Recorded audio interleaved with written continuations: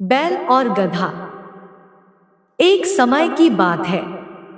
काशी में कई वर्ष साथ रहकर दो पंडितों ने धर्म और शास्त्रों का अध्ययन किया।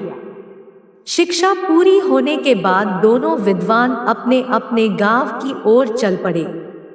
तब यातायात के साधन तो थे नहीं, लोगों को एक स्थान से दूसरे स्थान तक जाने में कई कई दिन लग जाते थे। लोग दिन में चलते थे और रात में विश्राम करते थे।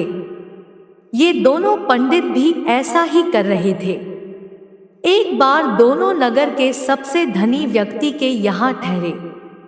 उसने उनके रहने की व्यवस्था की और फिर अपने लोगों से कहा कि दोनों महानुभावों के भोजन का भी बंदोबस्त किया जाए। इस बीच समय पाकर धनी व्यक्ति दोनों के पास पहुंचा और उनसे चर्चा करने लगा। धनी व्यक्ति अनुभवी था। वह जान गया कि दोनों पंडितों में बहुत ज्यादा घमंड है, साथ ही दोनों एक दूसरे को मूर्ख समझते हैं। उन्होंने दोनों से अलग अलग बात कर एक दूसरे के बारे में भी पूछा। जो जवाब मिले वो धनी व्यक्ति को दुखी कर गए।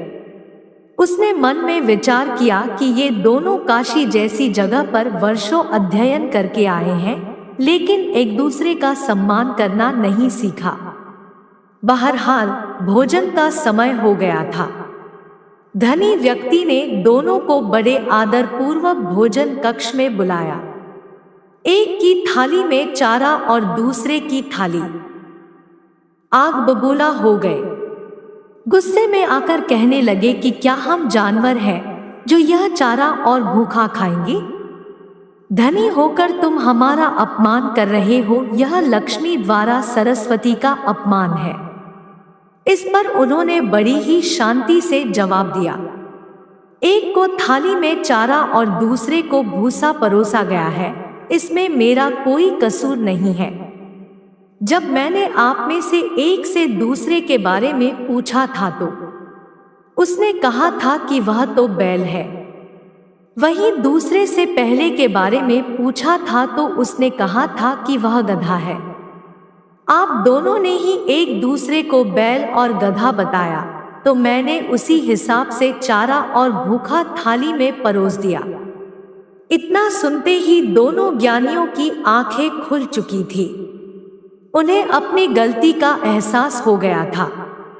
उन्होंने उनसे क्षमा मांगी, एक दूसरे के प्रति ऐसी सोच रखने के लिए खेद भी जताया। यह छोटा सा वीडियो पसंद आया हो तो चैनल को सब्सक्राइब कर दीजिएगा और लाइक भी कीजिएगा।